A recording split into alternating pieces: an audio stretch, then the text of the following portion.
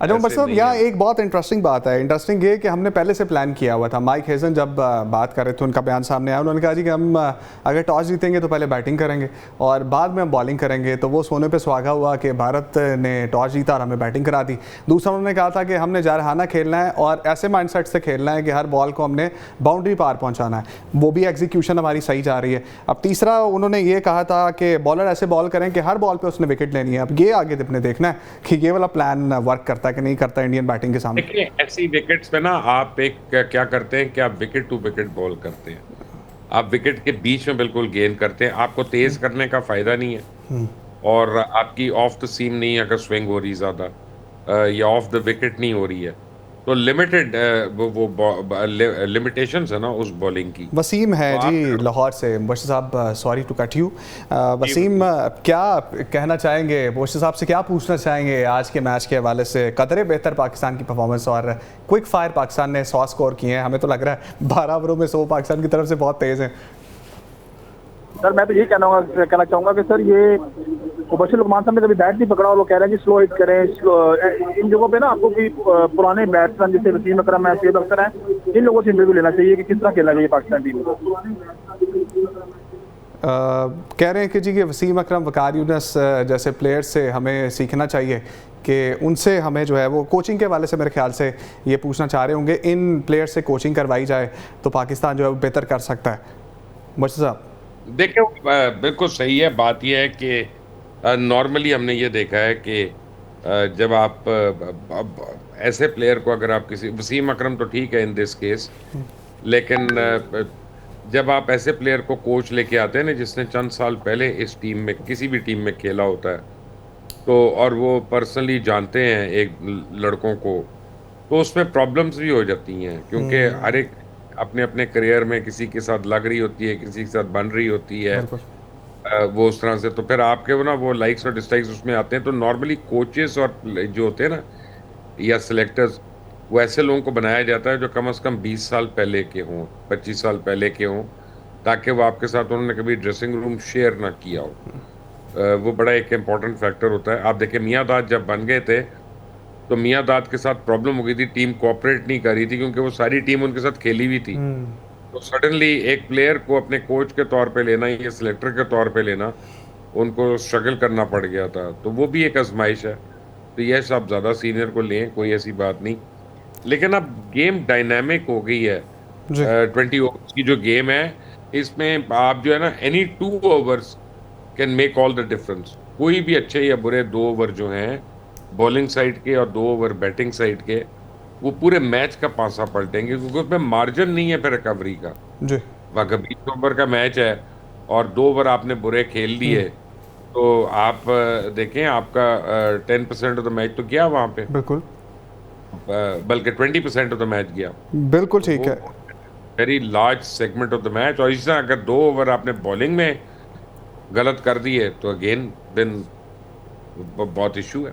ठीक है जी। और so the news from the centre is 104 Pakistan के रन आउट हैं और करंट रन रेट हमारा 8.55 है। हुसैन तलत आउट हो गए हैं और अभी मोहम्मद नवाज़ को इंटरेस्टिंगली भेज दिया है और सलमान अली आगा ख़ुद फेस नहीं कर रहे हैं, ना ही हारिस को भेजा है जो कि स्लॉगर हैं, छक्के छुक्के लगा सकते हैं। और उसके साथ साथ शाहीन शाह अफरीदी भी, चलें वो तो नीचे आएंगे। फ़हीम अशरफ को भेज देना चाहिए था, वो भी नहीं भेजा। मुबशिर साहब, किस तरह से लग रहा है ये बैटिंग ऑर्डर जो कि आज हमने पूरा ही शफल कर दिया है इस मैच के हवाले से? ठीक है, अब देखिए उन्होंने एक्सपेरिमेंट कर रहे हैं तो उनके इस एक्सपेरिमेंट को चेकआउट करते हैं। लेकिन मेरा ख्याल में कप्तान को खुद आना चाहिए था। और यानी जब कोई ऐसी चीज होती है, ऐसी मूवमेंट होती है तो captain has to take the responsibility और खुद उसको आना पड़ता है सामने आके। और अगर वो नहीं लेता तो ये उसकी आप समझें कि कमजोर दिल का नतीजा है। ये कहना कि मैं आखिरी 2 ओवरों में आके मैं छक्के मार लूंगा, वो अच्छी सिचुएशन नहीं है। वो तो कोई भी टेल एंडर भी कर सकता है वो काम। तो सलमान को आना चाहिए था यहाँ पे। I am surprise. और अभी ये नहीं पता मुझे कि नवाज जो हैं ये कैसे प्लेयर हैं, मैंने इनको देखा नहीं है। नवाज तो मर्द बहरान है मुबशिर साहब और ज़रूरत पड़ने पर बॉलिंग भी अच्छी कर जाते हैं, बैटिंग भी अच्छी कर जाते हैं। तो एक अच्छा ऑप्शन है नवाज का। नवाज कुछ कर सकता है। चले, अल्लाह करे जो मर्जी करे। बात तो हमें अपनी टीम के लिए फिक्र है, अपनी टीम के लिए हम फिक्रमंद है, लेकिन अब वो 220 वाला टारगेट जो है वो सडनली आउट ऑफ रीच हो गया। तो हम कहीं पे पढ़ रहे थे, सॉरी टू कट यू, हम कहीं पे पढ़ रहे थे, सोशल मीडिया पे लिखा हुआ था जब नवाज़ अच्छी परफॉर्मेंस देता है तो कहते हैं एक मुल्क के लिए नवाज़ है जो कि सियासत में है और एक पाकिस्तान टीम में नवाज़ है, दोनों कुछ करते हैं तो पाकिस्तान जीत जाता है। पता नहीं, ये फिर अपना वो जिसकी भी सेंस ऑफ ह्यूमर है, काफी वियर्ड किस्म की सेंस ऑफ ह्यूमर है। मैं तो इससे एग्री नहीं करता माजरत के साथ।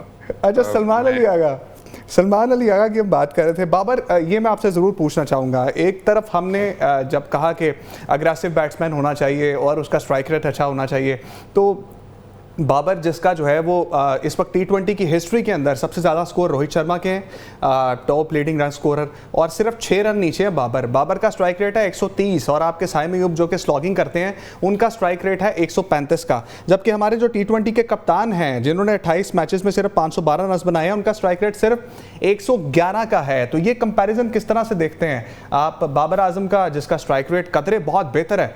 और बाबर आजम का इतना बेहतर नहीं है। बाबर आजम असल में बहुत दफा नॉट आउट गए हैं, तो वो उस वजह से उनका बेहतर हो जाता है। लेकिन माजरत के साथ लोगों को अजीब लगेगा इस वक्त, लेकिन बाबर आजम ने विनिंग इनिंग तो नहीं खेली ना पिछले 3 साल में पाकिस्तान के लिए। वो अपने लिए स्कोर कर लेते हैं, टीम के लिए स्कोर करना एक अलग बात है। स्कोर तो वो होता है जो आप टीम के लिए करते हैं और टीम को जिताते हैं। जैसे इंजमाम जो थे वो मैच विनर थे, मिसबाह जो थे मैच विनर थे, यूनुस खान मैच विनर थे। ठीक है ना, आप हो सकता है यूनुस की और मिसबाह की जब आप बस साहब ज़्यादा फरहान आउट हो गए, 58 रन पे आउट हो गए हम। अब देखें 58 पे ये रुके हुए थे काफी देर से, शॉट नहीं लग रही बढ़ नहीं रहते हैं ये 45 गेंदे भी हो गई इनकी। 128 का इनका स्ट्राइक रेट, लेकिन 144 पे था जब लास्ट टाइम आपने इनका नाम लिया था, और अब 128 के स्ट्राइक रेट पे गए हैं। अच्छा, अब ये मूव कैसे देख रहे हैं आप कि आउट हुआ है और पीछे 6 ओवर रह गए हैं, हमें कोई स्लॉगर भेजना चाहिए था, हमने अब आगा सलमान खुद आ गए। अब आना ही है ना कभी तो आना है ना, उन्होंने ड्रेसिंग रूम में तो नहीं बैठे रहना ना, उन्होंने अपने आप को जस्टिफाई करना है। अल्लाह करे कि वो इनिंग्स ना बनाने पे लग जाएं, अब वो मारने पे लगे और उनको इसकी फिक्र ना हो कि क्या होता है क्या नहीं होता। लेकिन यह है कि देखते हैं आगे कैसा चलता है। अब इसका मतलब है आपके टेल एंडर्स की बारी आने वाली है इसके बाद। और अच्छा, हैंडशेक कंट्रोवर्सी पे मुझसे साहब बहुत बात हुई, और जहां पर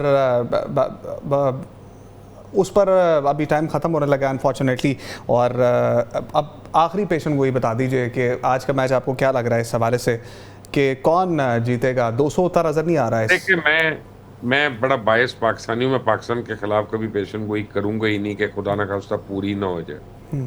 तो मैं तो सिर्फ पाकिस्तान के हक की पेशन गोई करूंगा हमेशा, और अल्लाह से दुआ करूंगा कि अल्लाह मेरी बात को सही कर दे इंशाल्लाह। और हम भी ये दुआ करते हैं कि पाकिस्तान आज का मैच जीते। और आखिर में जाते जाते स्कोर आपको बता दें, 116 रन पाकिस्तान ने अभी तक बनाए हैं, 4 उसके खिलाड़ी आउट हुए हैं, 14.2 ओवर्स का जो है वो खेल मुकम्मल हो चुका है, और करंट रन रेट पाकिस्तान का 8.09 है। आगा सलमान खेल रहे हैं, मोहम्मद नवाज खेल रहे हैं, और शिवम दुबे जो हैं वो बॉलिंग करवा रहे हैं।